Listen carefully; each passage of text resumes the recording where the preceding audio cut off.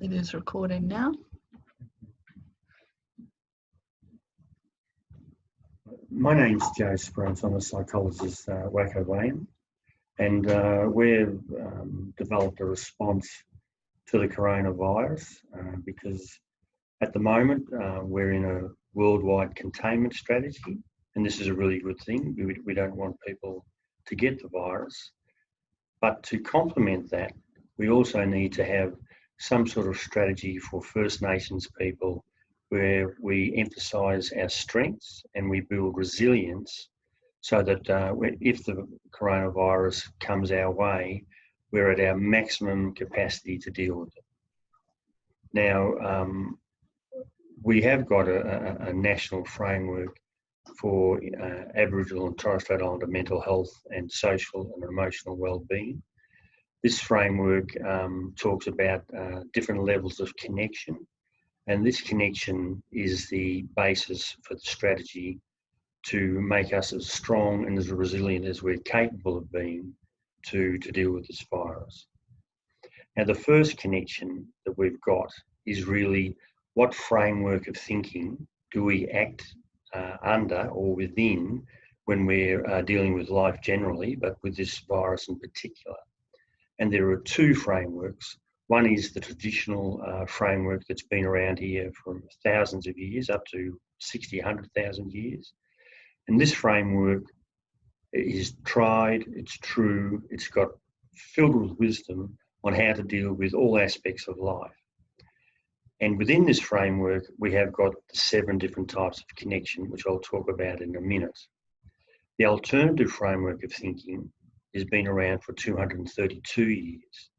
Now, this framework comes from colonial conquest. This is where a foreign body of people have come over here. They've had their own ideas. They've disrespected our thinking, our customs, our behaviours, our people, everything about us really, and they've with a view to take our land.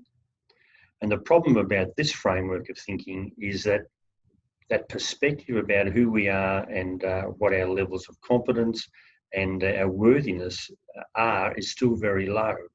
And if we are thinking within that framework, we are at our weakest. So we need to deliberately drop out of that type of thinking and focus on the traditional framework of thinking. So that's the first connection that we've got. The second connection is connection to spirit. Now, when we're talking about spirit, we're talking about our inner spirit, we're talking about our connection to our ancestors. And if you are of a religious persuasion, it's connection to Jesus or whatever version of religion that you're following. The truth is they all sit around the same campfire. They're all got a mission, which is to support us as individuals and to support us as a people.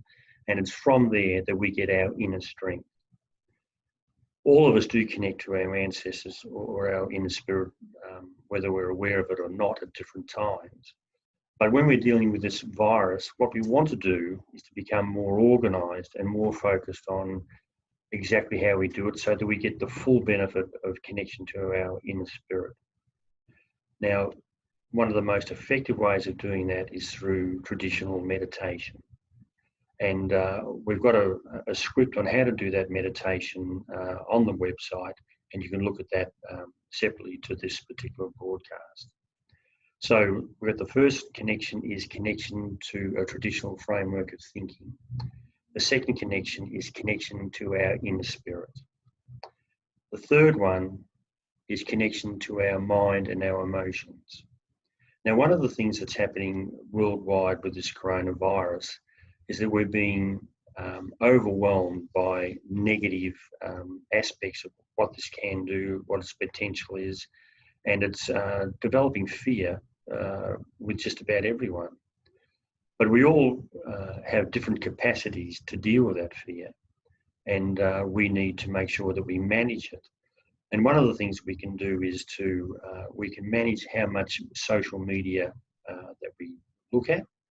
And if it's just too negative, we stop it. The important thing is to be aware of what the latest strategy is to deal with it so that we can be responsible citizens and cooperate with that. but that's enough. And then we turn off the negativity and we focus on things which are of a positive nature, so we get a balance. So in summarising that, we have a lot of negative information coming to us because of the coronavirus. We manage how much we expose ourselves to it, and then we deliberately focus on positive information, positive stories, so that we get a balance.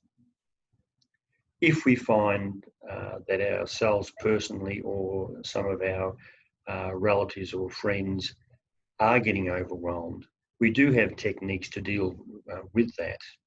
And one of the best techniques that we've got is a body-based therapy called Fast Track Freedom Technique. This technique deliberately aims to reduce the intensity of negative emotions associated with an issue. And it will work very well with this coronavirus. And we've got that on the website as a separate sheet. And if you are looking that up, we'll go through that technique separately. So what we've got so far is we've got a traditional Indigenous framework of thinking that we operate within. We have connection to spirit, which is the second one. We have connection to our mind and emotions, which we are consciously managing. The next one is connection to body. Now with body, there's a number of things that we can do.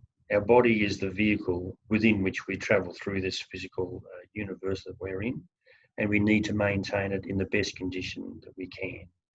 And of course, the coronavirus is a direct attack on our body. And so we need to get the body into the best position that we can get it into. And that involves following all the guidelines for social distancing, for hygiene, for good diet, for exercise, etc. But there's another thing which works particularly well to strengthen the body, and that's rhythm. Every culture has its own rhythm and resonance, and with our culture, we just have a continuous rhythm like this. And when you do this every day in dance or something like that, it actually does go through the body, and you can actually feel the benefits. So that in itself is good. But if you combine that with resonance, now resonance is the rhythm of the language and the words that we use. And that in itself highlights and complements the basic rhythm. And we can do the resonance either through free-form chanting or through traditional songs that we know. So there are a number of options here. One is that we do traditional dance, and that strengthens our body, or we can do traditional free-form resonance. And I'll give you a little bit of example of this. That's Halialagandan Diliolugundun Juliolugulugulugandanja Halialamangan Diliolugulugulugandanja, something like that. Now, the purpose of that isn't to know what the words mean. The purpose is to have the sounds which flow, and that's the resonance. And we're looking for the vibration of the resonance and the vibration of the rhythm to strengthen the body. And if you think that's too wacko for you, just find some music that you really like. It's not too miserable, and that will actually strengthen your body as well. So we've got connection to a traditional framework of thinking. We've got connection to spirit. We've got connection to mind and emotions. We've got connection to body. And the next one is connection to family and kinship. Now, one of the things about family is that we are all going to be responding to this coronavirus at different levels. So we need to be conscious observers of how our families are responding to it, so that we can assist them early in the piece rather than when they get completely overwhelmed. That also flows into the community. Now, we don't know what the impact of the community is going to be, because it's an evolving thing. But one thing we can expect is that the way the community runs now will probably change as a result of the containment strategies that we've got with the coronavirus, and the way that people are reacting already.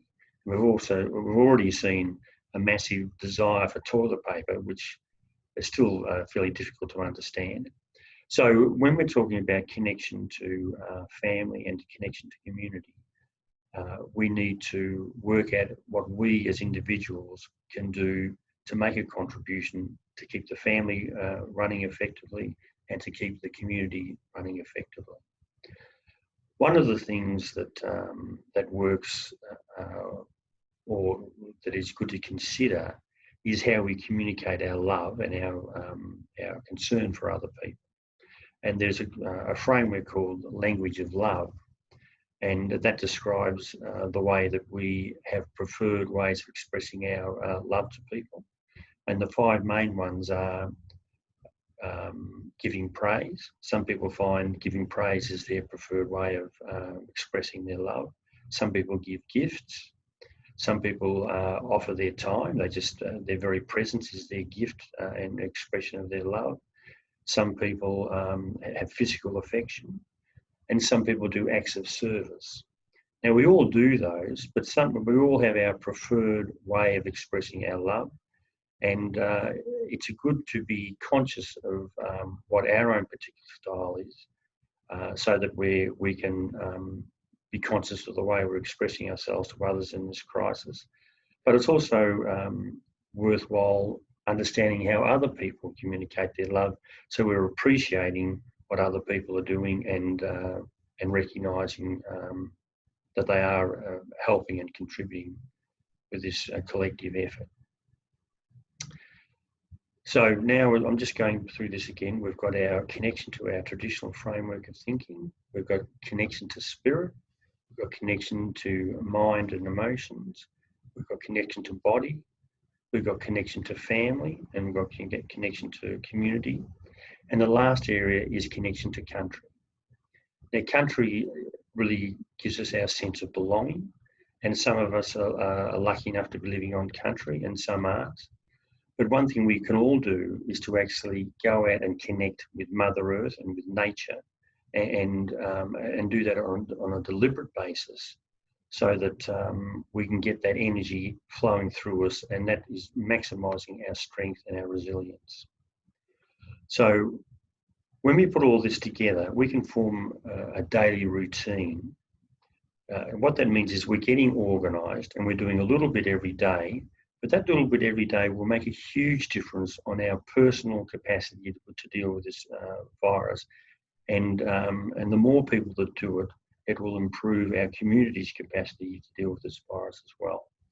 So in summary, if we start off the day from when we wake up, the first thing to do is to do the 15 minutes of meditation, because meditation is all about emptying the mind of thoughts.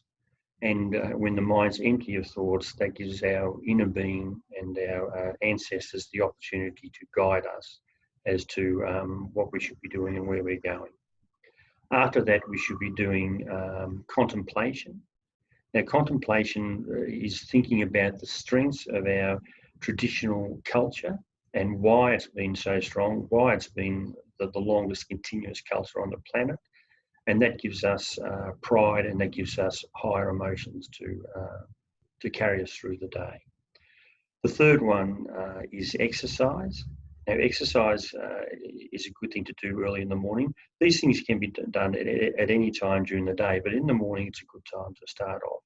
And then exercise can be walking, it can be doing dance and doing the rhythm and resonance exercises. And that's building the momentum for us to continue forward. When we've got our connection to mind, we are just conscious managers of how we're responding to the news that's coming through about the coronavirus. We're conscious of our family and friends and community, about how they're going, and we're actively assisting people when we're noticing that they're not coping well, and we're encouraging people when they're coping well. So that is the First Nations approach to the coronavirus, based on the National Framework for Indigenous Mental Health and Social and Emotional Wellbeing. So good luck, everyone, and we'll see how we go.